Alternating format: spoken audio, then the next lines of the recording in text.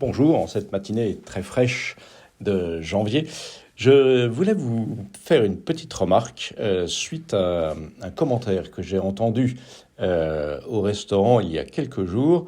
Un monsieur a pris un Claude Vougeot 2005 et il voulait absolument se le faire carafer.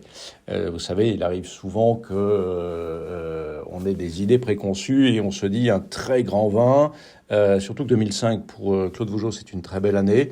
On se dit un très grand vin, il faut forcément le carafer. En fait, j'ai eu un peu de mal à aller contre, mais bon, le client fait un peu évidemment ce qu'il veut, hein, c'est son plaisir et son choix.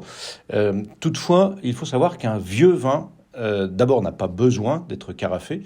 J'ai déjà fait un podcast là-dessus et je reprendrai peut-être en plus condensé la nécessité du carafage. Mais d'abord, un vieux vin non seulement n'a pas besoin d'être carafé, mais surtout un vin aussi vieux, au contraire, ça peut l'abîmer, voire même le détruire complètement. Alors, euh, euh, quelques petits détails sur ce fameux Claude Vougeot. Vous savez, Claude Vougeot, c'est ce climat, puisqu'en Bourgogne on appelle ça des climats mythiques, hein, ce château ancien cellier cistercien, à qui on doit l'essentiel de notre vinification actuelle, à qui on doit, en Bourgogne par exemple, mais pas que, l'emplacement, le choix, la sélection, la découverte, la reconnaissance des meilleures parcelles de vin. Ce Claude Vougeot, en fait, est maintenant réparti en plus de 80 propriétaires, hein, qui se répartissent d'infimes parcelles sur ce climat, où on trouve également le fameux château du Claude Vougeot, dont j'aurai l'occasion de vous reparler si cela se présente. En tout cas, le Claude Vougeot en lui-même est inégal, dans le sens où, non pas où c'est mauvais par endroit, mais si vous prenez les parties en haute côte ou les parties en bas de côte, évidemment, ça a beau être un grand cru sur les deux, les parcelles ne sont pas tout à fait de même qualité. Alors, c'est pas l'objet de cette vidéo. Sachez que un Claude Vougeot, il est buvable à partir de 4 ans et jusqu'à ses 20 ans. Avant, c'est beaucoup trop jeune, et après, il commence déjà à baisser, sauf quelques exceptions. Donc là, on était sur un Claude Vougeot 2005. 2005, on arrive aux 20 ans. Il est encore bien, voire même très bien dans son apogée.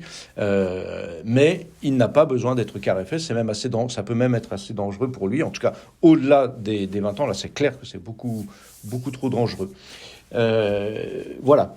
Alors pourquoi est-ce qu'on carafe un vin? Je vais très vite. Hein, surtout, on le fait quasiment systématiquement sur les vins jeunes, parce que ça permet de faire baisser l'acidité et d'assouplir les tanins. Un vin vieux n'a plus besoin de ça. Et l'aération des arômes, les arômes se sont déjà bien travaillés, à un tel âge, ils sont déjà bien ouverts. Et la simple mise dans le verre et un peu d'aération dans le verre peut largement suffire. Juste un dernier petit mot sur les belles années du Claude Vougeot. Alors déjà, les vins qui sont entre 84 et 2004, ce sont des vins qui sont à boire absolument maintenant. Et les vins qui, entre 2005 et 2020, sont des vins que vous pouvez ou boire ou garder. Au-delà de 2005, 2004, il vaut mieux éviter de les garder.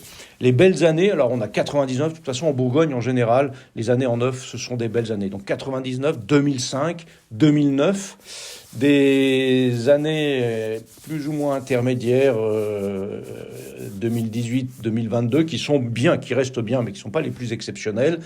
Une petite mention sur 2017, qui sur tous les Bourgognes était le millésime qu'on disait perdu, et qui en fait commence à très bien s'ouvrir, et qui en Claude Vougeot est relativement intéressant. Par contre, évitez les 2013, 2021, et puis 87-88. Voilà, j'espère que ce petit détour par le Claude Vougeot vous aura mis le vin à la bouche, malgré les températures extrêmement fraîches en ce début d'année.